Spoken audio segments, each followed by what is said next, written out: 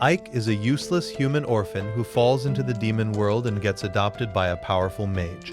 The mage took pity on him and decides to teach him powerful demonic magic. Within years, Ike rises through the demon ranks and becomes the strongest human magician, commanding a legion in the demon lord's army. The story starts with a girl opening a book and telling us about Ike, a respected officer in the Demon King's forces who inherited the legacy of his grandfather, the legendary mage Romber. Not long afterward, a battle between demons and humans is underway. During the conflict, Ike makes his way directly to the commander leading the human forces. Identifying himself as the leader of the 7th Undead Brigade, he offers the captain a chance to retreat and avoid further bloodshed. Rather than accepting the proposal, the captain points out that Ike behaves far too compassionately toward humans for someone serving the Demon King. Determined to continue fighting, he launches an attack. As Ike expected, the offer is rejected, and with a single spell cast from his staff, he effortlessly defeats the captain. Soon, Giran arrives on the battlefield. To his surprise, Ike instructs him to heal not only the defeated captain, but also the soldiers who surrendered. His goal is to reduce hostility and preserve peace whenever possible. Elsewhere, a mysterious girl observes everything through a magical crystal ball. She believes Ike possesses remarkable potential, especially after witnessing how his actions secured victory in the battle. Despite the success, Ike remains uneasy about the ongoing war. As the story continued, demons are shown assisting humans rather than harming them. Ike openly admits that the situation leaves him conflicted. Moments later, he removes the mask covering his face, revealing a shocking truth. He is actually human. The narrative then shifts to Ike's past. Romber, the magician who raised him, accepted him despite his human origins, and personally taught him the art of magic. Ike remembers his master's final warning about the lost civilization, a forbidden subject Romber believed would someday bring disaster upon the world. Before his death, he also instructed Ike never to remove his robe or mask, warning that if the Demon King ever learned he was human, it could cost him his life. Later, Ike reflects on the magical barrier surrounding his territory, a barrier that prevents outsiders from entering without his approval. While thinking about this, he discovers a young girl hiding beneath a desk. Terrified, she apologizes before collapsing unconscious. Remaining composed, Ike finds the situation ironic. After spending 20 years successfully hiding his identity, a frightened child has managed to uncover his greatest secret. Sometime later, Ike departs alongside Girion. During their conversation, Giran reports that the castle has already been captured. He also wonders whether they allowed too many humans to survive. Ike dismisses the concern, and Girion responds by saying that the previous Demon King would have been far more worried about such matters. The discussion soon turns to the opinions of the other leaders, who believe every human should be eliminated. Ike immediately points out the flaw in that idea, asking who would pay taxes if humanity disappeared. He reminds them that Arsenam serves as one of the region's most important trade cities. Shortly afterward, several citizens approach him seeking answers about their future. One elderly man nervously asks whether taxes will increase under the Demon King's rule. Ike reassures them that nothing will change. The crowd is surprised by his answer, but Ike reminds them that they must still obey the Demon King's authority or face punishment. Without warning, Ike is suddenly teleported into a chamber filled with hostile golems. Annoyed, he complains that someone had promised not to summon him this way again.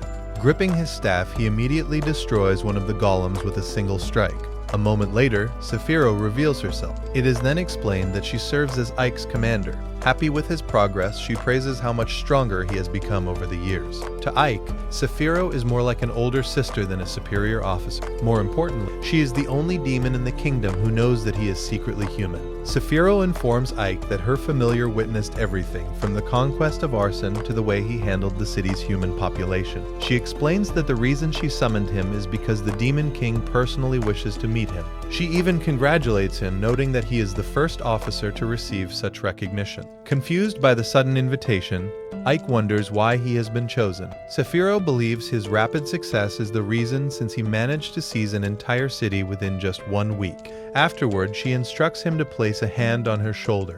The moment he does, both of them are transported directly to the Demon King's castle. Meanwhile, the young girl who had previously fainted finally regains consciousness. Upon waking, she notices several bread rolls neatly placed on a table. Beside them lies a note telling her not to leave and assuring her that she is free to eat whatever she wants. Back at the castle, Ike and Saphiro arrive outside the massive entrance. Because he is human, Ike can feel the overwhelming demonic energy surrounding the area. The closer they get to the gate, the more nervous he becomes, fearing that the guards may uncover his true identity. Fortunately, Sephiroth casts a spell that disguises him as an exceptionally powerful high-ranking demon. Seeing him, one of the guards remarks that such strength is only natural for Romber's grandson, considering the legendary magician's fame throughout the entire demon world. Afterward, they finally enter the castle. Their guide explains that the structure was intentionally built on an enormous scale as a symbol of the Demon King's overwhelming authority. While making their way deeper inside, Ike reflects on how much he wishes he could freely soar through the sky with magic like Sephiroth. Although he possesses the ability, he has yet to master complete control over it. Before they proceed any further, Sephiroth asks him to remain where he is because she must first speak privately with the Demon King. Since Ike has never met the ruler before, he imagines a terrifying figure feared throughout the world. The Demon King is infamous for showing no mercy to the weak, regardless of whether they are friend or foe. At the same time, anyone deemed useful is given support and incorporated into his grand strategy, even if they lack strength. Before I can think any further, Sephiroth returns and signals for him to enter. Kneeling before the Demon King's throne, he is instructed to lift his head. To his complete shock, the fearsome ruler standing before him turns out to be a young girl named Dairokuten. Dairokuten praises Ike for accomplishing what seemed impossible, capturing a heavily fortified city in only a single week. Rather than accepting the praise, Ike gives all the credit to Sephiroth, insisting that he merely carried out her commands. His response catches Dairokuten's attention, and she remarks that his humility resembles that of a human more than a demon. The comment immediately unsettles Ike, making him feel as if his secret is about to be exposed. Sensing the tension, Sephiroth quickly reminds Dairokuten that Ike is the grandson of Romber, the legendary guardian of Hell. While accepting the explanation, Dairokuten admits that she still finds Ike's kindness toward humans unusual. In response, Ike explains that Romber always believed conquered cities become far more productive when their rulers and citizens are allowed to survive. To support his argument, he suggests comparing those results with territories where the leadership had been exterminated after conquest. Approaching him directly, Dairokuten remarks that he is unlike any demon she has encountered before. She then tells him that the next time they meet, she expects to see the face hidden beneath his mask. With that statement delivered, she turns and leaves. As soon as she is gone, Ike hurriedly removes his mask and reflects on how close he came to losing his life. Watching his reaction, Sephiroth cannot help but tease him for being so easily frightened. Later on, Ike returns to check on the young girl. The moment she wakes up, she desperately begs him not to kill her. Ike reassures her that he has no intention of harming her, but because she now knows his greatest secret, he cannot simply allow her to leave. Hearing this, the girl bursts into tears and pleads for mercy. Eventually, Ike decides to spare her life on one condition: she must work for him as his maid from that day forward. It is then revealed that her name is Sati. Not long afterward, Giron congratulates Ike on receiving a new reward from the Demon King.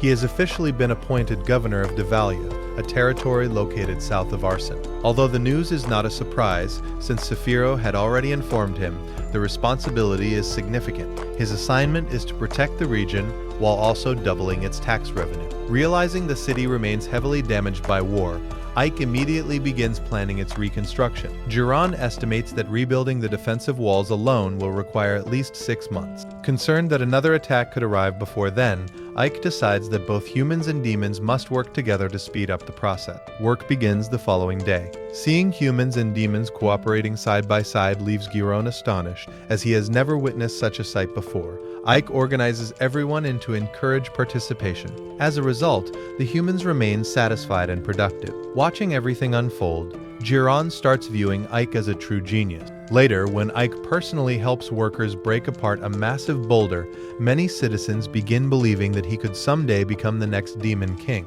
The story then cuts to another battlefield where demons clash against mages. Despite the mages' efforts to hold their ground, the demon forces prove overwhelmingly stronger and eventually breach the city's defenses. News of the victory reaches Dairokuten through one of her subordinates. After hearing the report, she thanks him and concludes that the situation may be perfectly suited for Ike to handle. Elsewhere, a knight named Alistair arrives alongside the man who requested her assistance. He explains that their goal is to reclaim the nation that recently fell to Ike's forces. According to him, allowing neighboring countries to continue humiliating them in such a manner is completely unacceptable. The next day, Sati can be seen watching a street gambling game from a nearby alley, When the swindler running the game realizes she has no money to wager, he suggests she use something else instead, clearly implying her body. He places a ball beneath several cups and rapidly begins shuffling them around. However, Sati secretly uses a wind-based ability that exposes his trickery and reveals him as a fraud. Just then, Ike arrives and scolds her for wandering around by herself. After apologizing, Sati listens as Ike reminds her of her actual duties, which involve gathering information and spying on potential enemies. Their discussion is interrupted when a large force of knights marches through the streets. Ike explains that alliances between kingdoms are commonly formed whenever a powerful enemy emerges. In this case, several nations have united against the Demon King's army. He further points out that similar coalitions have appeared many times throughout history and have even defeated the Demon King's forces on multiple occasions. Hearing this makes Sati anxious. Having once lived as a slave, she fears that defeat would force countless children to suffer the same fate she endured. Sensing her worry, Ike reassures her that he will never allow such a thing to happen. Their conversation soon comes to an abrupt end when the cheating gambler returns. Furious about being exposed, he insists that Sati still owes him compensation and demands payment. According to him, she can settle the debt either with money or with her body. At that moment, Ike's patience runs out. Taking out a magical artifact, he immediately channels his magic.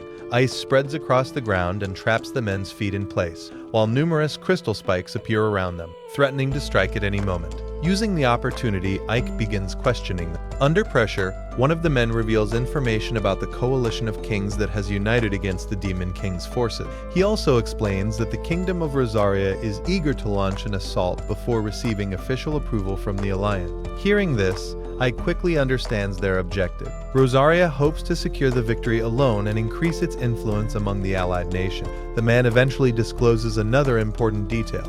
Because Ivalius possesses weak defenses, the invading force intends to launch its attack directly through the main gate. Later that day, Ike is sitting in his office developing a strategy when a demon girl named Lilith suddenly bursts into the room. She complains that she has been searching everywhere for him and was beginning to worry. The moment she notices Sati, however, her mood changes. After learning that Sati serves as Ike's maid, Lilith immediately insists that such a role is unnecessary because she can perform the job herself. She even warns Sati to stay away from Ike. In response, Sati remarks that she already knows she is unattractive and would never attempt such a thing. Before long, the two are arguing with each other like fierce rivals competing for attention. Several hours later, the enemy army begins advancing toward Ike's city. Just as they prepare to attack, countless skeletons suddenly emerge from beneath the ground. At the same time, demons stationed above rain arrows down on the invaders, forcing the knights to pull back. While discussing the battle with Giran, Ike suddenly becomes the target of a hidden attacker. An arrow flies toward him and successfully strikes him before he can react. Elsewhere, news of the failed operation reaches the man who recruited Alistair. One of the knights reports that Ike's ambush forced their army to retreat. Furious over the outcome, the man orders Alistair's imprisonment for failing to capture the city. Meanwhile, Ike regains consciousness in his room. To his shock, he discovers Lilith sleeping right beside him. Amused by his reaction, she playfully claims that he spent the entire night touching her, leaving him completely bewildered. Shortly afterward, she reveals that she healed his injuries with magic. She also informs him that no human casualties occurred during the battle. Curious, she asks how he intends to answer the Demon King if questioned again about his action. Ike calmly states that his ultimate goal is to establish peace between demons and humans. After Lilith leaves, Ike carefully inspects the arrow that wounded him. The more he studies it, the more he suspects that an enemy infiltrated the city. Before long, both girls enter the room. Lilith immediately resumes her possessive behavior, causing tension once again. Fortunately, Giran arrives and sends her away. Grateful for the rescue, Sati thanks him. Ike then asks Giran whether he knows the location of the White Rose commander, Alistair. Several hours later, Ike travels through the forest while reflecting on Alistair's situation. After ordering the retreat, she was blamed for the failure and locked away.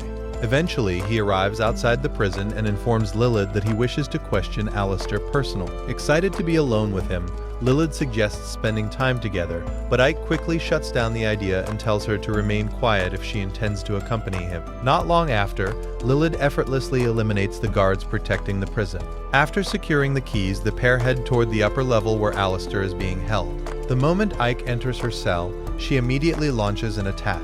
Barely avoiding the strike, he counters and subdues her before asking whether she was responsible for sending the assassin who targeted him in Ivalius. Their conversation is interrupted as additional guards begin rushing toward the room. Holding a knife toward Ike, Alistair suddenly asks whether he is actually human. Rather than answering immediately, Ike activates a special ability that dulls the senses of everyone nearby.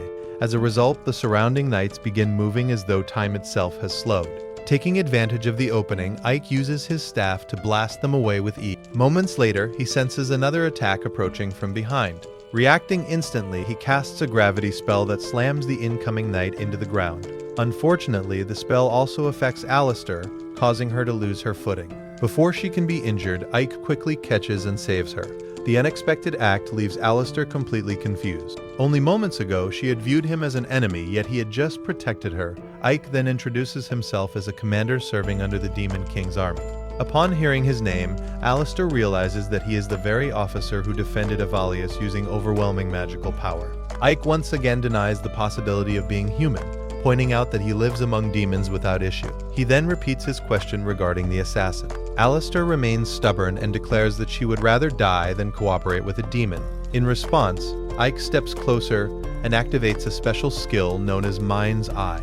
As a result, Ike can read minds, but just as he is about to do so, Lilith suddenly arrives and finds them in a very compromising position. She immediately becomes jealous. In the end, Ike leaves because he finds nothing suspicious in Alistair's mind. Since Alistair asks whether he came just to mock her for her defeat, Ike instead offers her words of encouragement. Even though she is his enemy, he tells her that she should not let a single defeat bring her down. After speaking with her for a while, Ike creates a portal and returns home. Back home, Ike gives Suddy some rice seeds. He explains that although Ivalius is a wheat-producing city, rice would be far more beneficial because it produces larger harvests, while requiring much less labor. With fewer people needed for farming, others could focus on different jobs such as cooking or building houses. Finally, Ike hands Sati a bag of rice and asks her to cook it however she likes, since even he does not know how to prepare rice properly. Sati replies that she will do her best because neither of them really knows how to cook it. Sometime later, Ike gathers the demon army because he wants to discover the identity of the infiltrator. After conducting several investigations, he concludes that the culprit was not part of Alistair's army.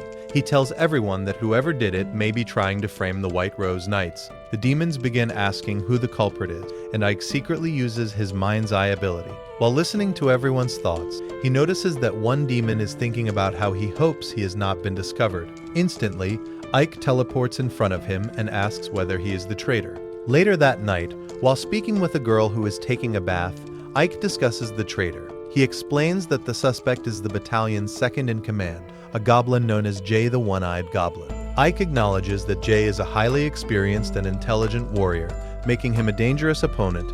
As he wonders what they should do next, the girl stands up, causing Ike to become nervous when he sees her naked. She confidently tells him that she will handle the situation herself.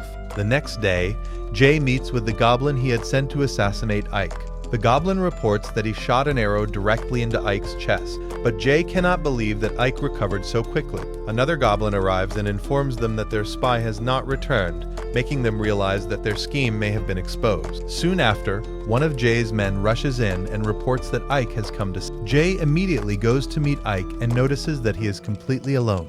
Unlike Jay, who has brought his entire army with him, Ike stands by himself. Ike tells him that he knows he is the traitor. Jay confidently replies that Ike should never have come alone because his own army is twice as strong as the forces under Ike's command. As Jay's soldiers begin surrounding him, Ike calmly asks whether that is his entire army. Suddenly, countless meteors begin falling from the sky. The girl is the one casting the dark magic spell, completely destroying the area. Meanwhile, Ike thinks that she may have gone a little too far because he had specifically asked her to minimize the damage so the city would be easier to rebuild later. Afterward, Ike approaches Jay and asks him to surrender peacefully. However, Jay refuses and orders the goblins to attack. Taking advantage of the chaos, Jay decides to escape. He runs across the rooftops while angrily thinking about everything Ike has done to his city. When a demon suddenly appears and attacks him, Jay opens a portal and teleports into a forest, believing that his secret escape route would eventually prove useful. However, he is immediately struck by an attack from Ike. Jay is shocked to see that Ike somehow knew his location, even though the portal was supposed to be known only to him. Ike explains that several small servants had been secretly following him. This infuriates Jay. Ike once again asks him to surrender, pointing out that he no longer has a city or anything left to defend. Jay becomes furious and throws a punch while declaring that he is the vice commander of the 7th Battalion. Ike easily blocks the attack with his shield and tells him that such a weak strike will accomplish nothing. Ike immediately counterattacks with a wind-based skill and tells Jay that his constant scheming has caused him to lose his edge. He then restrains the goblin and informs him that he will not be able to break free. At that moment, Jay finally surrenders. He admits that he now understands why the Demon King's army respects Ike so much. According to Jay, Ike's power is on an entirely different level from everyone else. He praises Ike's talent and proposes that the two of them seize control of the entire army together. Jay points out that they have fought thousands of humans side by side, yet the Demon King has done nothing for them. Jay finds it strange that Demon, who once loved slaughtering humans, suddenly no longer wish to do so. Ever since Dairokuten became the Demon King, they have become much calmer. Because of this, Jay doubts Dairokuten's abilities and believes that she may not truly want to be the Demon King. Ike rejects his proposal, but Jay breaks free and throws a blade at him. Ike is much faster and uses his stun spirit skill while easily dodging the attack. Since Jay admitted that other people were working with him, Ike demands that he reveal their names. As expected, Jay refuses. At that moment, Saphiro arrives and begins tightening Jay's restraints. She intends to make him suffer until he confesses the truth. Ike tries to calm her down, but Saphiro insists that his methods will take too long. Suddenly, Jay collapses to the ground, poisoned. Saphiro immediately states that she was not responsible. She then urges him to speak, explaining that whoever worked with him has clearly abandoned him and poisoned him to keep him silent. She demands that he reveal their names so she can take revenge. Just as he is about to reveal them, the story cuts away, and Jay dies. Several hours later, Ike and Saphiro arrive at Dairokuten's castle after being summoned. Saphiro reveals that Basteo, the commander of the 3rd Battalion, is responsible for everything that happened.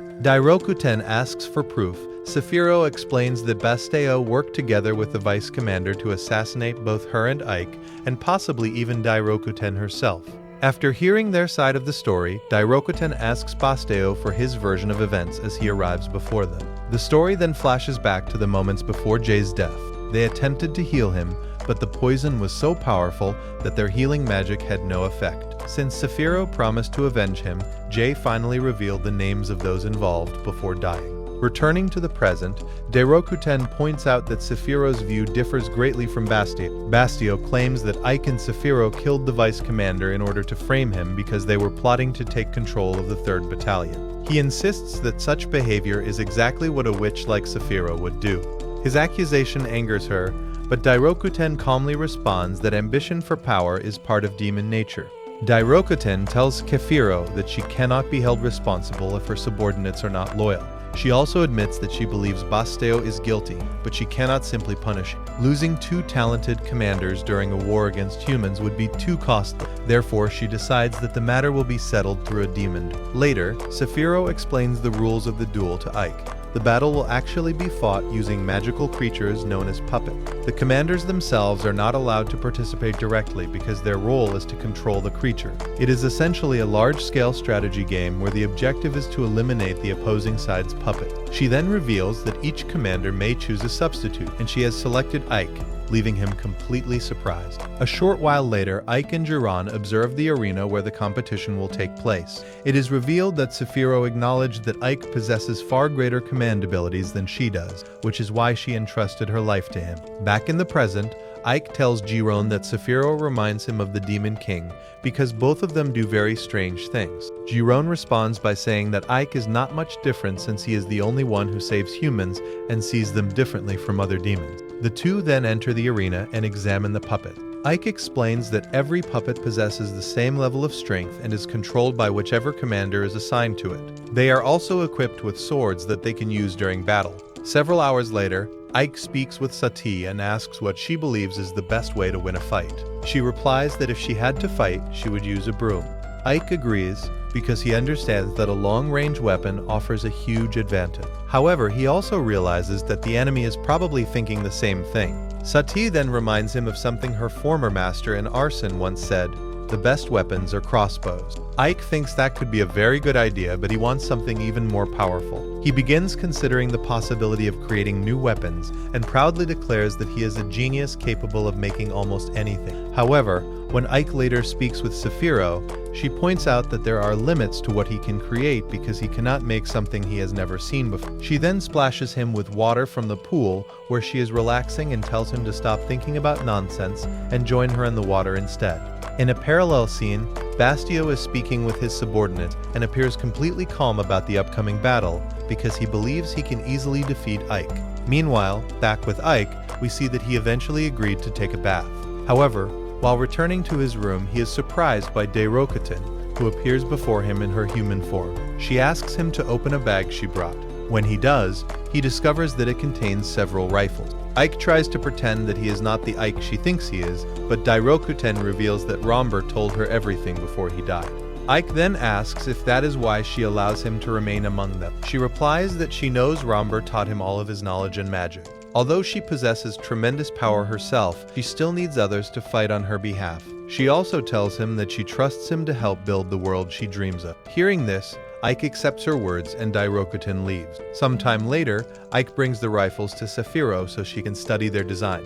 They immediately begin manufacturing bullets. However, they are interrupted when a demon named Fiorentina suddenly enters the room. She informs Ike that the item he requested has already been completed. Ike then asks them to gather gunpowder to produce more bullets because, although Saphiro can create it herself, doing so would require far too much work from her. That night, the day of the duel finally arrived. As the battle begins, Bastio mocks Ike, asking if he plans to defend himself using only shields. He even asks where Ike's forces are. Confident in his victory, Bastio boasts about his weapon, explaining that they are made from Damascus steel, one of the strongest materials available. He claims that even spears and arrows cannot damage their blades. He also reveals that Dairokuten provided some of the materials, suggesting that perhaps she wants him to win. However, Ike remembers Dairokuten's words that he would be useful to her. He concludes that she simply wanted both sides to be evenly matched so that the better commander would win fairly. The duel officially begins, and Bastio's army launches a full assault. He remains calm as he destroys several of Ike's puppets, and even asks why Ike is only defending. Suddenly, a gunshot echoes across the battlefield. One of Bastio's puppets immediately falls. Soon afterward, more puppets armed with rifles appear and begin attacking the enemy. After several tactical maneuvers, Ike ultimately wins the duel. At that moment, Dairokuten arrives and gives Bastio two choices: die with honor by taking his own life, or allow her to execute him personally. However, Bastio proudly refuses both options. Suddenly, someone fires an arrow at Dairokuten. Ike becomes extremely nervous, but Dairokuten effortlessly stops the arrow. Moments later, it explodes. At the same time, chaos erupts among the demons as someone begins attacking them from within the crowd. Bastio calmly believes that this is the moment he will become the new demon king because he assumes Dairokuten has been eliminated. The story then briefly flashes back to one of Romber's memories. After defeating several wolves inside a cave, he discovered the bodies of two murdered parents who had died protecting a child. That child was clearly Ike, and this was the first time Romber found him. Returning to the present, the battle between the demons and Bastio's faction begins. Bastio, now completely unhinged, believes that everyone who resists must be killed. He tells Ike that he will soon seize control of the entire demon army because this has been his plan from the very beginning. He even offers Ike a place at his side, promising that he can continue leading the 7th Battalion if he joins him. Ike laughs and says that it is a tempting offer, but he has no intention of becoming the Demon King. Moments later, he is surrounded by enemies. Ike responds by casting numerous dark magic spells, which begin wiping out Bastio's forces. He also dodges a volley of arrows and counters with a powerful spell that leaves Bastio stunned. Ike then charges forward and lands a devastating blow. However, the attack has no effect because Bastio is a type of headless knight who can remove and reattach his head whenever he wishes. He reminds Ike that he commands the undead and reveals that he is one of them. Because he is already dead, defeating him will be nearly impossible. At that moment, countless skeletons rush toward Ike. He uses various abilities to fight them off, but their overwhelming numbers quickly surround him. Bastio confidently declares that although Ike may be powerful, his magic is not unlimited. Unlike Ike, the undead cannot die. Just then, someone in the distance fires an explosive arrow that lands near Ike. However, despite the attack, Ike survives. Basteo is amazed by Ike's incredible endurance and admits that there is a reason he is the commander of the 7th Battalion. At that moment, Ike realizes that ordinary attacks will not work against him. Suddenly, he uses divine holy magic, and the skeletons begin to disintegrate. Basteo is completely shocked and cannot believe what he is seeing. Meanwhile, Saphiro arrives and eliminates the archer who had been hiding in the distance. Other demons also appear to provide support. Giron arrives as reinforcement and informs Ike that they have already dealt with the skeletons outside the battlefield. Basteo is stunned by everything happening around him and becomes even more shocked when Dairokuten appears completely unharmed, as his attack did not leave a single scratch on her. Dairokuten then gives Basteo one final opportunity. She tells him that if he can defeat Ike in a direct battle, she will allow him to live. This motivates Basteo, and he immediately charges toward Ike. The two clash with their abilities, and Basteo remains confident because he believes he is far stronger than Ike. Basteo repeatedly strikes Ike's shield, but Ike leaps into the air and launches an attack that collides directly with Basteo's power. However, Ike's magic proves to be much stronger, and Basteo's hand begins to disintegrate. Saphiro is left in complete shock when she realizes that the spell Ike used against the undead is white magic. She knows that mastering such magic is nearly impossible, and wonders when he learned how to use it. Just before Basteo attacks again, Ike recalls a memory from his childhood. He was looking at a white rose when his grandfather Romber arrived and told him it was time for his magic lesson. Eventually, Ike managed to create a sphere of dark magic. However, being a curious child, he asked Romber if there was any way to bring dying flowers back to life. Romber explained that there was, and it was called white magic. Interested in learning it, Ike asked his grandfather to teach him. Romber replied that he should focus on his role as a demon, because demons normally do not learn this kind of magic. Instead, they specialize in curses and destructive spells. Romber further explained that white magic draws its power from a kind heart. Since Ike possessed such a pure heart, it was natural that he could use it. Demons, on the other hand, usually think about destruction and killing, which is why learning white magic is nearly impossible. Romber then reminded Ike that he was actually a human, and that nothing frightened demons more than white magic. Even if they compared it to a sword, they would still feel terror toward anyone capable of using it. Finally, Romber warned him that if he ever mastered white magic, he should never let others know.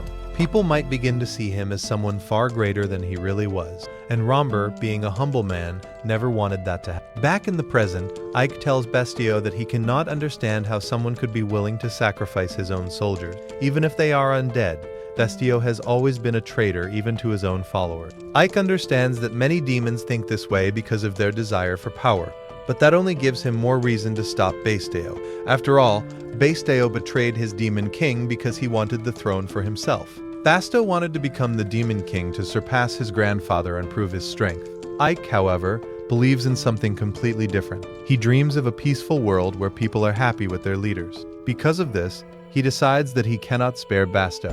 These words enrage Basteo, and he charges forward once more. At that moment, Ike apologizes to his grandfather for using the forbidden magic. Then, with a single strike, he activates the spell and causes the demon to vanish instantly. After the battle, Saphiro approaches Ike and asks whether his grandfather was the one who taught him that spell. Ike confirms it and then asks if she knew from the beginning that everything would happen this way. He wonders if that is why she chose him to represent her in the duel. Saphiro simply replies that the important thing is that he won the battle. At that moment, Dairokuten arrives. She announces that the position of commander of the 3rd Battalion is now vacant, and that Ike should take the role. Ike is completely surprised by the offer. Before leaving, Dairokuten tells him that she hopes he will accept her request. Afterward, everyone gathers to celebrate, and Dairokuten appears very pleased with the request that was made. Several hours later, Saphiro meets with Dairokuten and tells her that she does not agree with the proposal because Ike is her subordinate. However, the Demon King cleverly points out that if they follow that logic, then she is technically the commander of both of them. Therefore, she will simply wait for Ike's decision. At that moment, Ike arrives and announces that he already has an answer. Sometime later, the two leave the area, and Saphiro becomes upset after learning that Dairokuten now knows Ike is actually a human. The story then reveals what happened before Ike gave his answer. Ike explains that at first, his soldiers did not like working alongside humans. However, over time they learned to live together peacefully and now get along well with one another. He even tells her that the children of the city bring food to the demons and are happy for the help they provide. Finally, Ike explains that he swore to serve Saphiro because he wants to create a world where humans and demons can coexist. After removing his mask, he promises that Ivalia will become the first city in the Demon Kingdom where humans and demons live together in harmony. Returning to the present, Dairokutin watches Ike leave from her castle and is left deep in thought because of everything he said. The next day, Sati finds Ike standing on a hill overlooking the city. Worried, she asks if something is wrong because he has seemed unusually thoughtful since the duel. Ike changes the subject and explains that they can use a crop rotation system that allows them to harvest multiple times without waiting for the land to recover. Sati becomes excited when she hears that everyone will have plenty of food if the plan succeeds. Ike hopes to create a peaceful city where both races can live together. Meanwhile, elsewhere, a human army defeats several demons. A few days later, Ike gathers a group of humans and demons around a field and explains that if his farming method works, they will be able to grow different crops continuously without interruption. As a result, they will never suffer from hunger again. Sati is amazed because she has never heard of such a strategy. Several hours later, Sati brings tea to Ike's office and congratulates him on being promoted to vice commander of the army. Suddenly, Girayan rushes in. Ike immediately asks whether it is related to the Alliance of Kings. Jiran confirms that it is. He reports that the Alliance has finally begun advancing toward them after defeating the 2nd Battalion while it was attempting to capture another territory. This news worries the demons because the 2nd Battalion was filled with talented warriors, yet it was defeated with surprising ease. Ike realizes that the Alliance's strategy is working. Since Sati does not understand what they are discussing, he explains that the Alliance of Kings is formed whenever human kingdoms and nations are unable to defeat the demons on their own.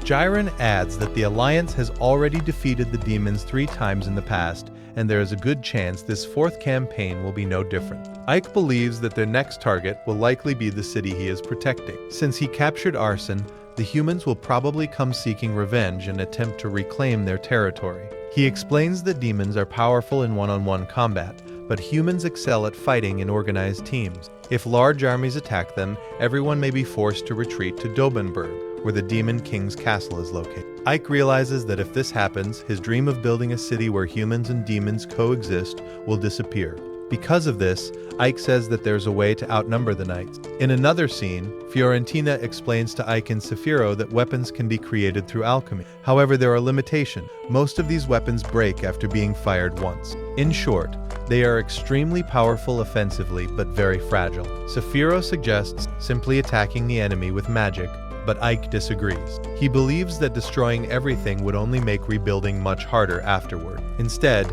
he says they need a weapon that anyone can use. Fiorentina replies that such weapons could be mass-produced, but it would be extremely difficult. She suggests finding specialists skilled in working with metal and wood. This leads to the question of whether they should seek help from the dwarves. Saphiro agrees, but explains that the situation is complicated. The dwarves were defeated by humans and are now wandering without a homeland. Since they desperately need the dwarves to manufacture weapons on a large scale, they begin wondering how they can attract them to their side. Eventually, they consider using the Dwarf King as leverage because he is currently imprisoned in the kingdom of The story then reveals how the dwarves were defeated. During the war, their commander urged the Dwarf King to use all of their weapons and technology against the demons. However, the king refused to allow their inventions to be used for such purposes. When the humans threatened to kill his son, Fatson, he had no choice but to surrender. Returning to the present, Lilith arrives at the prison where the Dwarf King is being held, carrying a set of keys. The prisoner is shocked to see a demon standing before him. Without hesitation, Lilith unlocks the cell and sets him free. However, the Dwarf King keeps asking why a demon would save him. In response, Lilith casts a spell that suddenly makes him burst into laughter. After that, they begin their escape. Along the way, Lilith keeps teasing Girayan, which attracts the attention of several guards. As expected, Lilith easily defeats them. Girayan gets angry and reminds her that Ike told them not to cause any trouble. However, another knight suddenly appears, and Girayan ends up punching him. Lilith immediately makes fun of him, pointing out that now they are both equally guilty, and they start arguing about who will get blamed by Ike. After escaping, they realize that they are surrounded by humans. Lilith uses a skill that weakens them and causes them to lose consciousness. Meanwhile, Ike watches from a distance and notices that knights are chasing him. He remembers warning them not to get into trouble. Ike then arrives and blocks the path of the pursuing knights, preventing them from continuing the chase. He also congratulates them on successfully rescuing the king. Several hours later, the Dwarf King wakes up. We learn that his name is Gunter. He asks Ike why the demons rescued him from prison. In response, Ike shows him a weapon and asks whether he can manufacture more of them. Gunter admits that it would be difficult, but he is capable of doing it. However, he refuses to help the demons because he believes they would use him the same way humans. Ike tells him that he needs his help to achieve his ideals and asks him to follow him outside. Gunter is amazed when he sees humans and demons living together peacefully. Ike explains that his dream is to create a world where both races can coexist. Gunter replies that he cannot understand why he should help either side. Humans used the dwarves and then destroyed their kingdom, forcing them to wander the world without a home. He asks why he should help if doing so would also benefit humans. Ike responds that if Gunter helps mass produce the weapons, peace can return once again. He also promises that he can ask the Demon King to help rebuild the Dwarf Kingdom. Gunter becomes nervous and says that rebuilding a nation is not as easy as it sounds. Without people, there is no way to restore a country. He then reveals that he lost his entire people and even his family. Ike assures him that he is completely serious. Soon afterward, Gunter arrives at the forge and is stunned to discover that his son and the other dwarves are there. His son Batson explains that they were brought there and have been treated very well. The dwarves are overjoyed to be reunited. Ike then asks Gunter once again whether he is willing to help fulfill his dream. At that moment, Gunter becomes motivated and agrees to help. The two shake hands and form an alliance. Sometime later, Ike returns home and tells Sati that she should get some rest because she works non-stop and treats herself like a machine. He suggests that she spend her free time reading books. However, Sati admits that she cannot read. Ike tells her that he will teach her later. Just then, Lilith enters and announces that she has brought all the dwarves who were in Arsenal. Ike praises her for doing a good job, but Lilith immediately becomes jealous and accuses him of trying to seduce Sati. Sati insists that she was only doing her job, and another argument quickly breaks out between the two girls. At that moment, Giron rushes into the room with important information. In another scene, a knight reports to the general of the human army that the Dwarf King has been rescued. The general dismisses the news, believing that Gunter is just an old man who is no longer useful. Soon afterward, another knight reports that the demons in Avalius have only 500 warriors. Confident in his victory, the general declares that it is time to crush them because his army has 12,000 soldiers. He immediately orders the march to begin. Several hours later, Ike travels with Giron and a human companion to a cave in search of a material called natural saltpeter. Meanwhile, the dwarves work tirelessly, forging large numbers of rifles for the coming battle. A few days later, Giron trains several goblins and teaches them how to use the weapon. At the same time, a group of demons arrives to meet with Ike. They congratulate him because they cannot believe he managed to repair the city's gates so quickly. Ike explains how he accomplished it, but their conversation is interrupted when a demon named Kushana suddenly arrives. Fiorentina tells the demons who command the other units that Ike has been placed in charge, so they should follow his orders. The three demons have no problem with this because they already know that he defeated Bastille. They then ask what he plans to do about the 12,000 enemies marching toward them. Considering that the demons only have 2,000 warriors, the other demons suggest several strategies, but Ike points out that the humans have probably already prepared counters for those plans. Instead, he says they will fight in Avalius because he has a better strategy that can end the conflict with fewer casualties. Meanwhile, the human general is already leading his army toward Avalia. Back with Ike, he asks Sati whether she is afraid of being attacked. She replies that she is not because she trusts Ike and the demons to protect everyone. Sati then asks whether he plans to give the people something other than soup tea. Dinner is a Tremaine Greenbelt household, which is housed together with 510 miles to savor it. The basement from home of the 507th day. Dinner is a Tremaine for the first half of the day. Ike agrees, realizing that food can greatly affect the soldiers' morale. Since their harvests have been producing large amounts of crops, he suggests creating a new dish using rice. Without hesitation, Sati follows a recipe from a book that Ike gave her and successfully prepares a delicious fried rice dish. Both of them agree that it smells amazing. At that moment, Giron arrived. Feeling left out because he was not invited, he is served a plate as well. Soon afterward, Lilith arrived. Everyone begins eating enthusiastically because the food tastes so good. Lilith even asks for another serving and jokingly tells Sati to give her a huge portion because she would look better if she gained some weight. This immediately sparks another argument between the two girls. Meanwhile, Giron asks Ike why he is not eating. Ike replies that he will eat later because he does not want to remove his mask. At that moment, Giron and Lilith discover that he is actually a human. Ike then asks Giron whether the fried rice would be suitable for feeding the army. Giron replies that it would, because even the most devoted meat-eaters would enjoy it. Several days later, a demon scout spots the enemy army in the distance. The warning horns immediately sound, signaling that the war has begun.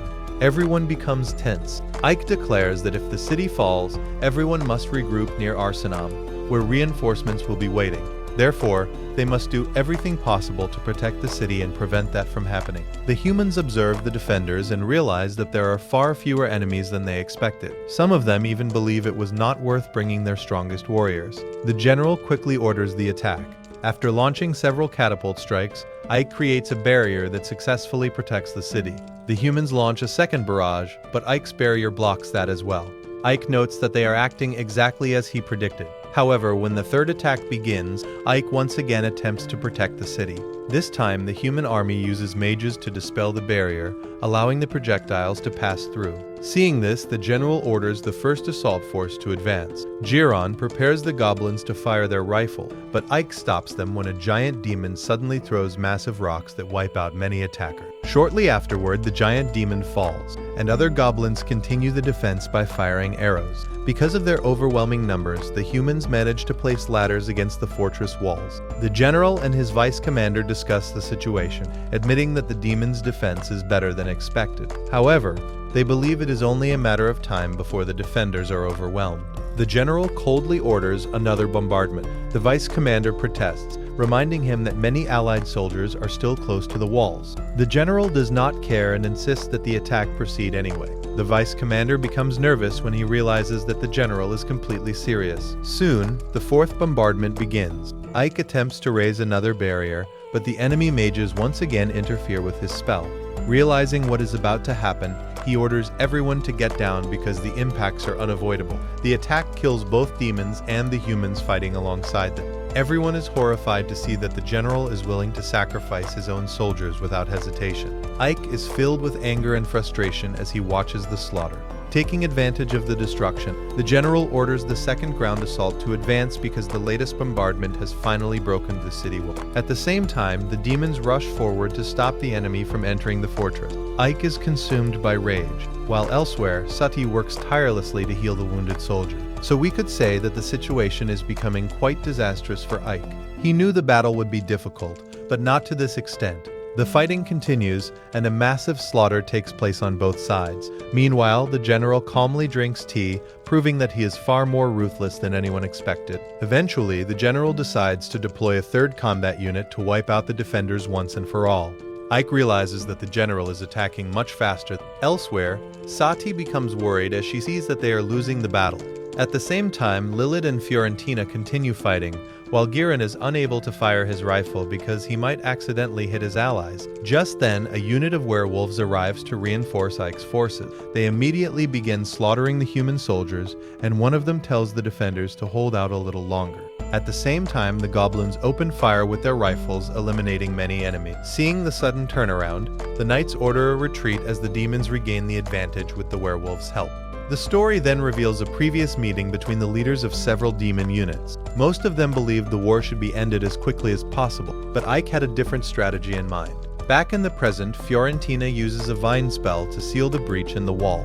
We also learn that Ike's plan involved having the werewolves fight intensely for 10 minutes before making a strategic withdrawal. Soon after, Gamos and his demon unit enter the battlefield to continue Ike's plan. They also begin overwhelming the knights because Gamos and his soldiers consider humans weak. It is then revealed that Ike's strategy was to rotate different units in and out of combat to wear down the enemy. Since demons can endure much longer than humans, the enemy would eventually collapse from exhaustion. Once this is explained, all of the demon commanders understand Ike's strategy. Back on the battlefield, a knight sneaks toward Fiorentina in an attempt to kill her, but Girayan saves her with a rifle shot. Fiorentina reminds everyone that they still cannot let their guard down.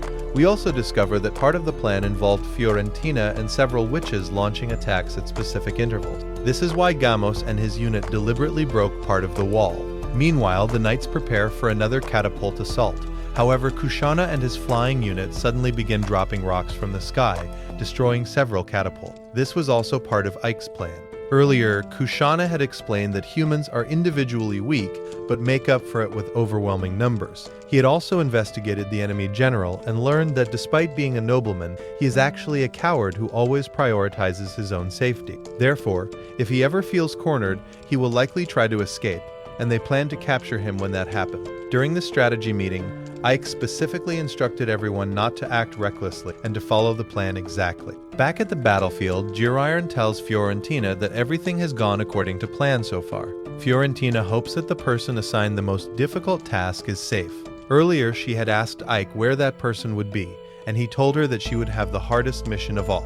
We then see the girl standing before a group of knights. Her mission is to delay the enemy's rear forces. The knights are being led by a man named Rudle. Returning to the main battle, the knights begin to panic. Although they believe they vastly outnumbered the demon, they are now being completely overwhelmed. They had even calculated that they would easily destroy at least 10% of the demon army. This proves that things do not always go according to expectations. Soon, a knight reports to the general that his forces have successfully broken through the gates of Ivalius and entered the city. However, he also reports that Ike's counterattack completely wiped out the second and third units that had been sent forward. This enrages the general. The vice commander advises him that the area is no longer safe and recommends retreating. However, the general's pride is too great. He decides to launch an all-out assault. This means that he will personally join the battle and send every remaining soldier into combat. He concludes that if gradual attacks cannot defeat Ike, then they will attack all at once. At that moment, Fiorentina realizes that the time has come because the entire enemy army begins advancing toward the fortress. However, the humans do not expect the demons to suddenly use magic and open a massive chasm beneath. At the same time, the demons capture the mages who had been dispelling Ike's barriers throughout the battle. Meanwhile, the general becomes nervous when he feels the ground shaking and is thrown from his horse. At that very moment, Ike appears in front of the general and asks if he is the enemy commander. He tells him that many of his soldiers died searching for him, and that he will make him pay for it. Ike also declares that the battle will end once he captures the general. Even though the situation favors him, Ike still offers the general a chance to surrender and withdraw his troops. However, the proud general refuses. Just then, Gunther arrives and strikes him in the stomach with his hammer. The general immediately recognizes the Dwarf King, and Gunther, filled with rage, prepares to finish him off. However, Ike uses chains to stop him. Realizing that they are willing to kill him, the general begs for mercy and promises to retreat immediately. Soon afterward, the entire enemy army withdraws at full speed after suffering a crushing defeat. A short while later, Gunther tells Ike that the general will surely return one day and regret being spared. However, Ike says he does not care because by the time that happens, they will all be much stronger. Soon, all the demons begin celebrating their victory over an army 10 times larger than their own. Jiraiya rushes over to Ike and cries tears of joy because everything went exactly according to plan. As expected, Lilith suddenly appears and becomes extremely jealous. She starts arguing with Ike, and Sati also joins in, making things even more awkward for him. Watching all of this, the demon commanders realize that Ike leads differently from others and is deeply respected by his people. Fiorentina comments that the victory was only possible because everyone worked together during the battle. She recalls that Ike openly admitted he could not have succeeded without his companion, proving how much he trusts them. Meanwhile, another girl finds herself face to face with Rudle. However, before anything can happen, a knight suddenly shouts that they must retreat. Rudle is told that he will survive for now. Seeing the outcome of the battle, the girl realizes that Ike has won and begins to think that he is a genius. She even believes that if he continues achieving victories like this, he could one day become the next Demon King. A few days later, Saphira once again congratulates Ike on his victory. She then informs him about his next mission. She wants him to travel to the city of Zenobia because the demons are expected to face another human attack soon. This is largely due to the defeat that Ike inflicted upon the Alliance of Kingdoms. Saphira also explains that despite their recent military successes, food shortages have become a serious problem. Therefore, she suggests negotiating a trade agreement between Ivalius and the Federation. Ike complains that she always gives him impossible missions because he has no idea whether humans will even be willing to negotiate with demons. Soon afterward, Lilith and Girin rush into Ike's office after learning that he plans to leave for Zenobia. Ike confirms the news, and the two immediately begin arguing over who will accompany him. However, Ike tells them that neither of them will be going. People from other regions have recently arrived in the city, and he wants them to stay behind to keep everything under control. Both of them become nervous because they do not want to ruin everything Ike has built. Knowing how they are, Ike explains that he has already prepared a manual to guide them. Even though they keep making excuses, Ike reassures them that he trusts them, and they eventually accept his decision. Several hours later, Ike leaves for Zenovia accompanied by Sati. He jokes that if Giran and Lilith found out that Sati came with him, they would probably kill him on the spot. At the same time, back at Ike's house, everyone notices that Sati has disappeared. Meanwhile, Ike explains to her that Zenovia is an important trade city known for its unique fruits and many other products made possible by its different climate.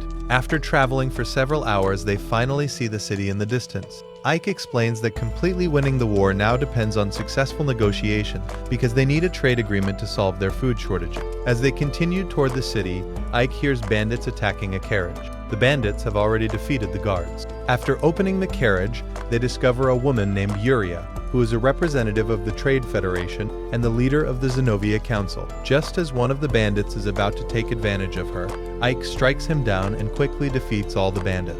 After the battle, Ike approaches Yuria to make sure she is unharmed. The girl blushes when she sees him. Ike also notices that she looks very similar to Sati. Soon, more bandits arrive, but they are captured just as afterward. Ike uses his magic to heal the injuries of Yuria's guards. The girl approaches Ike to thank him. After formally introducing herself, she reveals that she is the daughter of the leader of Zenovia. This surprises Ike because he immediately realizes how beneficial that connection could be for securing a trade agreement. Soon afterward, Ike and Sati ride in the carriage with her. To avoid suspicion, Ike introduces himself under a false identity. The girl thanks him again and comments on his incredible magical power. She also admits that she is feeling a little sad because she recently met the man she was supposed to marry, but for some reason she ended up rejecting. On her way home, the bandits attacked her convoy. A few hours later, they arrive at their destination and meet the leader of the Trade Federation, a woman named Eltria. She explains that her daughter must continue working, so she will speak with Ike alone. Ike realizes how fortunate he was to encounter her daughter on the road. As Ike appears deep in thought, Eltria asks her daughter to leave the room. Once they are alone, Eltria stands up and directly asks what a member of the Demon King's army wants from her. It turns out that she has already figured out his identity. Ike asks how she could know that. Eltria explains that the hometown he claimed to be from does not contain anyone with the name he gave. In addition, the guards informed her that he is an extremely powerful mage. She also finds it suspicious that humans are serving within the Demon King's army. Realizing there is no point hiding the truth, Ike introduces himself with his real identity and explains that he is the governor of Evalia. He further reveals that he was born human but was raised by a demon grandfather. Eltria is surprised and asks what a demon wants from her. Ike explains that he wishes to establish a trade agreement with her city. Since she believes demons want to destroy the world, she points out that negotiating with them carries enormous risk. Ike agrees that this would have been true in the past, but insists that times have changed. He wants humans and demons to coexist peacefully. Hearing this, Eltria admits that she has heard the current Demon King is very different from previous rulers. Since Ike is still unable to fully convince her, he brings up the pirate bandits who attacked her daughter. He cleverly points out that his forces could eliminate them if requested. Eltria admits that the pirates have been causing tremendous problems and losses, costing the city an amount equal to its yearly expenses. Their actions have even put her position as leader of the Federation at risk. Because of this, she tells Ike that she will consider the trade agreement. However, she has two conditions. First, he must marry her daughter. Those words leave both Ike and Sati completely shocked. Eltria explains that she understands Ike's loyalty to his army and believes that he will one day become one of its most important leaders. Therefore, she thinks he would be an excellent match for her daughter. At that moment, a man rushes into the room and reports that the pirates are attacking the harbor. The scene shifts to the pirates attacking the city. They slaughter civilians and bombard the port with cannons while stealing food and supplies. We are also introduced to the pirate captain Karoza. He orders his crew to kill everyone in the area. Back with Ike, the group watches the destruction from a distance. Eltria once again asks whether he accepts her proposal. Shortly afterward, Ike arrives at the harbor and realizes he is too late to stop the initial attack. However, he manages to save a man trapped beneath the rubble. The survivor explains that the pirates attacked because they were searching for cargo that was supposed to be transported aboard one of the ships. He also warns Ike that although only a single pirate ship attacked, Kuroza is a powerful mage. Ike replies that they only need to locate Kuroza in order to defeat the pirates. He decides to wait for the next attack so that he can launch a counteroffensive and eliminate them. He then orders the man to gather as many armed fighters as possible. Sometime later, everyone prepares for the pirates' possible return. Sati says that she will help by working in the kitchen. When she arrives there, one of the women mistakes her for Yuria. The woman quickly apologizes, explaining that the two girls look remarkably similar. Although they get along well, the woman refuses to let Sati help because they would be scolded if an honored guest like her ended up working in the kitchen. Meanwhile, Yuria approaches Ike and asks him to speak with her privately. Once they are alone in a private room, she says they need to discuss the marriage proposal. Ike immediately becomes nervous and suggests that they can sort everything out later. However, Yuria suddenly confesses that she is happy about the idea of marrying him. She even admits that she fell in love with him at first sight and begs him to become her. Completely flustered, Ike points out that they have only known each other for half a day. Yuria then begins acting hurt and asks if he does not like her. While Ike explains that they should get to know each other gradually, Sati secretly watches the conversation from outside. As she listens, she reflects on how nobles can sometimes agree to marriage without truly knowing one another. Despite everything, Sati begins feeling something strange inside her. Confused by these emotions, she suddenly runs away. Feeling a little upset, she heads to the marketplace and decides to buy ingredients so she can prepare something delicious for Ike. However, a pirate is secretly watching her from a distance. Just as he approaches another pirate, both of them are suddenly knocked unconscious, and Sati is kidnapped. Sometime later, Sati finds herself surrounded by pirates. They believe that she is Yuria. Keeping her eyes closed, Sati realizes they have mistaken her for someone else. She suddenly gets up and runs as fast as she can, only to discover that she is in the middle of the ocean aboard a ship. Panicking, she is confronted by Kuroza. One of the pirates claims that she is Eltria's daughter, but Kuroza quickly realizes that she is not Yuria. Even so, he decides to keep her because he needs a servant anyway. Back with Ike, he arrives to inform Eltria and the others that they are going to search for Sati. They already know she has been kidnapped and believe that Kuroza has taken her somewhere deep to the ocean. After a long journey, Ike sets sail in search of her. Along the way, he remembers all the moments they spent together. Meanwhile, Sati is forced to wear a revealing outfit because Kuroza has strange obsessions with women. He tells her that since she is now his servant, she must do whatever he wants. Sati remembers that Ike once offered to protect her in exchange for becoming his servant, so she tells Kuroza that she can cook for him if that is what he wants. Slightly drunk, Kuroza agrees. Soon, Sati begins cooking and asks for some alcohol to improve the flavor of the food. However, she is actually planning an escape. Cleverly, she uses the alcohol to start a fire. When one of the pirates approaches, she throws alcohol at him and ignites the flames. As chaos spreads through the kitchen, Sati runs away.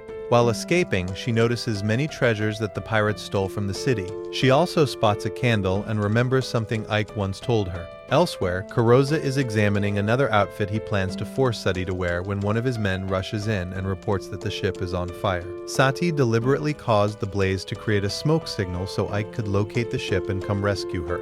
Meanwhile, the pirates search everywhere for her. Sati hides inside a barrel, but eventually realizes that they have found her. They knock the barrel over, and she throws the lid at them before running away again. All the while, she keeps hoping that Ike will come save her. At that moment, Kuroza catches her with magic. He tells her that he will not kill her because he expects to receive a large ransom. Instead, he orders his men to cut off one of her legs. Just as a pirate is about to carry out the order, he is suddenly sent flying through the air.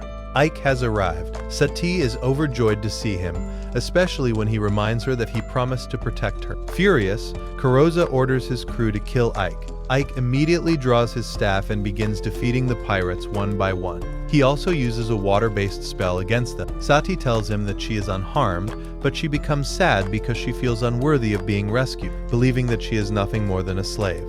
Ike reassures her that he would never abandon her. He tells her that she is his servant, and more importantly, his precious companion. He also says that he knew she trusted him because when he arrived, he saw the chaos she had caused throughout the ship while waiting for him. While the two continue praising and encouraging each other, Kuroza suddenly appears and launches an attack at Ike.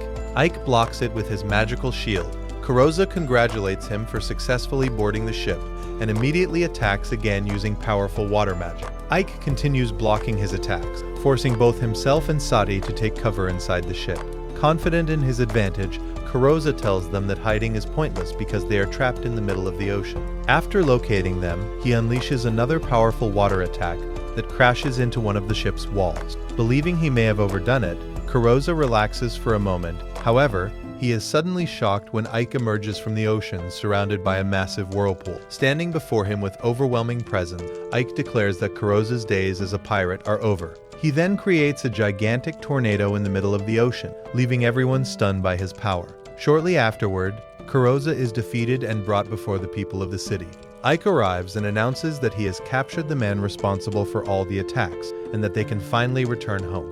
As they make their way back, Ike thanks Sati once again because her smoke signal allowed him to find the ship and defeat the pirates. A few hours later, they return to Eltria. She is completely shocked when she sees that Ike brought the pirates back alive.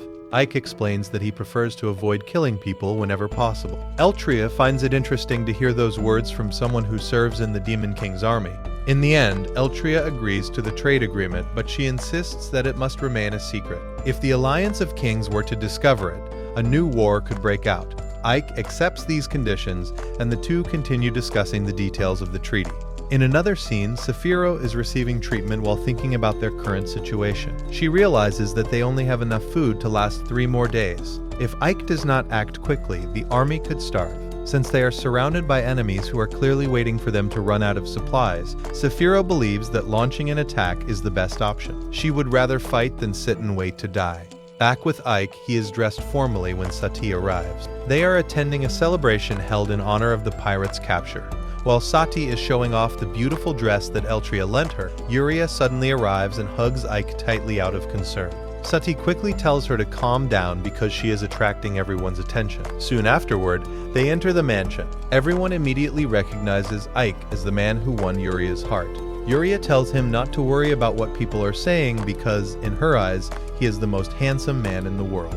A little later, Eltria approaches and tells Yuria that she chose her future husband very well. She then reminds Ike to take good care of her daughter, which makes him extremely nervous. Eltria also reminds him about the second condition of their agreement, marrying Yuria. Hearing this makes Sati feel a little jealous. Their conversation is suddenly interrupted when the host announces the beginning of Ike and Yuria's engagement ceremony. Ike is completely shocked because he thought the celebration was for the pirates' defeat, not for his marriage. Eltria then warns him that if he refuses, the trade agreement will be cancelled immediately. Just then, something suddenly crashes into the area and everything is engulfed in white light. Ike is confused, but a moment later, Darrow Kuten appears before him. She urgently tells him that he must return at once because something terrible has happened. The story then reveals that Saphiro is in serious danger. She is surrounded by human knights while the city is being bombarded by catapults, causing massive destruction. Dairokuten explains that Saphiro successfully conquered the city of Alesta, but it turned out to be a trap. The enemy lured her into the castle and completely surrounded her forces. She informs Ike that 5,000 enemy soldiers are involved and that he must leave immediately or Saphiro will die. She also tells him that his battle unit is already assembled and waiting for him. In another scene, Rudel receives a report that Alesta is close to falling. Human soldiers begin pouring into the city, but the demons continue resisting fiercely, turning the battlefield into a massacre. Fiorentina tries to fight back, but one of the enemy mages defeats her. Back with Ike, he returns home to retrieve his mask. Feeling embarrassed, Sati admits that she was the one who suggested the marriage proposal. At that moment, Giran enters and reports that Ivalias has also suffered a large-scale attack. Ike immediately becomes concerned. Girayan then reveals that a mysterious girl appeared and single-handedly defeated all of the attackers, saving the city. A short while later, Ike tells Girayan that he is going to help Saphiro. Jiren replies that they currently have around 500 soldiers available. However, they must leave some troops behind in case another attack occurs. After a long discussion about what to do, Gunter arrives and says that he can finally repay the debt he owes Ike. The group goes outside, and Gunter explains that there are both dwarf blacksmiths and dwarf warriors available. He offers to send 100 dwarves to fight alongside Ike. The dwarves are willing to help because they believe that if the demons win, Ike will fulfill his promise of creating a homeland for them. After all, he had already spoken to them about this dream before. Ike thanks Gunter for the assistance, but admits that they have suffered greatly and that he cannot guarantee victory. Gunter calmly replies that no matter what happens, the dwarves will stand by his side. He promises that they will face whatever comes together. At that moment, a group of humans arrives. They tell Ike that they want to fight as well. Jiraiyan becomes angry because he believes they are being arrogant. However, Ike asks whether they are truly sure about their decision. The humans answer that they are. They explain that, unlike the former demon king who burdened them with heavy taxes, Ike has allowed humans and demons to live together peacefully in Avalias. The demons even risk their lives to protect them during battle. Because of that, they are now willing to risk their own lives to repay the favor. Jiran still disagrees with allowing the humans to join the fight. However, Lilith arrives and gives him a beating to make him stop complaining. She points out that any help is valuable during a war, and reminds him that he has no right to tell Ike what to do. After a long discussion, Ike accepts the humans' offer to help. He informs everyone that they will split their forces, with some staying behind to defend the city while the others accompany him to Alesta. Ike then warns them that while they are away in Alesta, Ivalias could be attacked again. Therefore, if an invasion occurs, they should surrender immediately. If the enemy discovers that they have been cooperating with demons, they could face severe punishment. The next day, Ike and his forces depart for Alesta. The journey will take at least 4 days. Although they now have more soldiers than before, Ike knows they are still heavily outnumbered and must come up with a solid plan. Meanwhile, Sephiroth continues fighting for her life. She has already broken through several enemy lines, but the humans greatly outnumber her forces. Realizing that she cannot win without doing something drastic, she considers using her strongest spell, Meteor Rain. However, she knows it could also kill her own allies, so she focuses on targeting enemies outside the city instead. Just then, another enemy mage strikes her. Although she manages to escape by using vine magic to restrain several soldiers, she is forced to retreat onto a building and begins casting her meteor spell. Before she can finish, Rudel shoots her in the chest with an arrow. Sephiroth falls from the building and is immediately surrounded by knights. The following day, the humans begin gaining the upper hand. The mage who attacked Sephiroth continues slaughtering demons on the battlefield. At the same time, Rudel visits Sephiroth, who is being held captive in the basement of a house. The humans are surprised by how powerful she is because they have been unable to kill her easily. Even as a prisoner, Sephiroth mocks them, saying that none of them are capable of defeating her. Rudel acknowledges that she is one of the Demon King's commanders. In return, Sephiroth points out that he is a high-ranking commander of the Red Dragon Division. The two remember their previous encounter. Rudel then reveals that his true mission is to defeat Ike, which is why he intends to keep her alive until then. Hearing this, Sephiroth feels humiliated and even asks Rudel to kill her rather than continue treating her this way. However, he simply leaves without responding. Over the following days, Ike's group continues traveling toward Alesta. Along the way, they prepare for the coming battle. One day, Gunter informs Ike that the demons and humans have finally learned how to fight together as a team. It is also revealed that they are getting close to their destination because Ike had already sent Giron ahead to scout the area. Soon, Giron arrives at the location and begins inspecting the surrounding. However, he is shocked by something he discovers. He quickly returns to Ike with terrible news. When they investigate together, they find Sephiroth's clothing hanging from the city walls. Although several of them fear the worst, Ike remains convinced that Sephiroth is still alive. He remembers something the Demon King told him earlier. Gunter asks how he can be so sure and suggests that the enemy may have hung the clothes there simply to make them believe she survived. Ike explains that it is actually easy to figure out. The enemy army consists of 5,000 soldiers, and maintaining such a force requires enormous supplies. He also knows that Rudel is an exceptionally talented commander. According to Ike, Rudel wants to kill both him and all of his forces. In other words, Sephiroth is being used as bait to lure him into a trap. Even so, Ike admits that he does not know whether she is merely imprisoned, seriously injured, or being tortured. Gunter replies that they have no choice but to attack despite knowing it is a trap. They must move quickly and inform the rest of the army. Ike gathers everyone and tells them that he needs their help with one more task. He then announces that they will launch their attack at dawn. The following morning, Ike unleashes a powerful lightning attack that terrifies the knights. The display immediately puts the enemy army on high alert. Soon afterward, Rudel receives a report that several sections of the city's walls have already been destroyed. Rudel warns his subordinate not to underestimate the demons just because they only have around 500 soldiers. Meanwhile, the humans begin their counterattack, but Ike successfully blocks it with his magical shield. He then explains that their goal is to distract the enemy long enough for Saphiro and the other prisoners to escape. After receiving several attacks, one of Rudel's allies points out that Ike's group is barely resisting. Because of that, he believes they can be defeated easily with only a few reinforcement units. However, Rudel feels that something is wrong. Ike has not moved from his position, even though he should be trying to rescue his captured companion. At that moment, Rudel remembers his conversation with Saphiro and realizes that the person standing before them may actually be Ike himself. He warns everyone to be careful, because Ike is known as the most powerful sorcerer in the Demon King's army. In another scene, a soldier is mocking Saphiro when Lilith suddenly appears behind him and defeats him with a single attack. She apologizes to Saphiro for arriving late.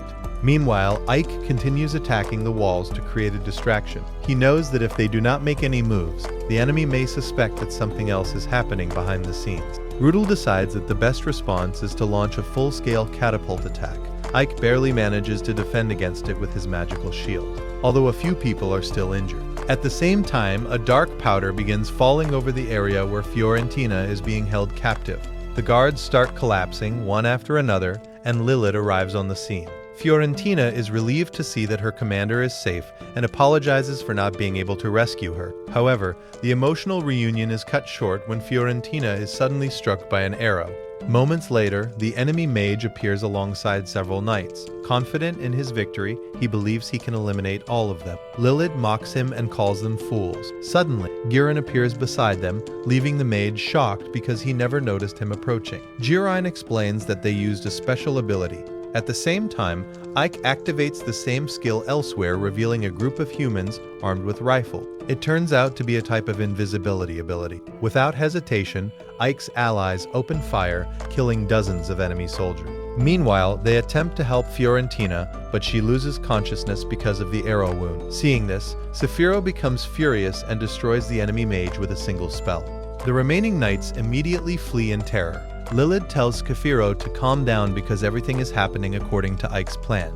Giron then interrupts them and reveals that Fiorentina is still alive, but they must leave immediately if they want to save her. Elsewhere, Rudel receives a report that his forces have apparently been attacked from within the city.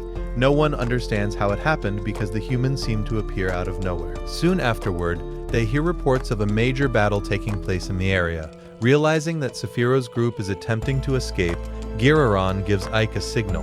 The dwarves immediately prepare explosive barrels, which are loaded onto Flying Demon. Giron and Lilith warn everyone to run because a bombardment is about to begin. Moments later, the Flying Demons drop the explosive barrels across the castle, causing massive explosions everywhere. Ike takes advantage of the chaos and launches a ground assault. Rudel quickly realizes that Ike is an exceptional strategist who will not allow him any opportunity to organize a proper defense. Seeing no other option, he orders a retreat. The following day, Ike and his forces are declared victorious. The commanders of the demon units find it strange to see humans fighting alongside them. Ike and Saphiro explain that the mission succeeded because of the human weapons and their cooperation. It is also revealed that Fiorentina survived the arrow wound to her chest. Gamos cannot believe that Ike and his small force managed to accomplish all of this without relying on the support of the larger demon unit. At that moment, Giron interrupts the discussion and announces that they have received a letter. The letter is from Rudel. In it, he admits defeat and praises Ike's brilliant strategy. He congratulates him and expresses hope that they will meet again someday on the battlefield. Ike explains that it is simply a letter of respect from an opponent. Saphiro disagrees, reminding everyone that Rudel is not nearly as kind as he appears since his trap caused the deaths of any soldier. One of the demons asks Ike for permission to kill the messenger, but Ike refuses because he intends to send a reply. This causes the demon to declare that he will tear Rudel apart the next time they meet. Ike writes back saying that he would prefer to meet Rudel under different circumstances rather than on a battlefield, since he still hopes for peace between humans and demons. Finally, Saphiro tells Ike that he has earned yet another victory. She then asks why he came to rescue her. Ike simply replies that he did it because the Demon King ordered him to. In addition, Ike admits that he could not refuse because Saphiro is clearly someone very important. Hearing this, everyone is left in shock. Their conversation is interrupted when Dairo-Kutin arrive. Not recognizing the Demon King, Giron casually tells her to go play somewhere else. Ike immediately becomes nervous and tells his companion to stop talking nonsense because she is the Demon King.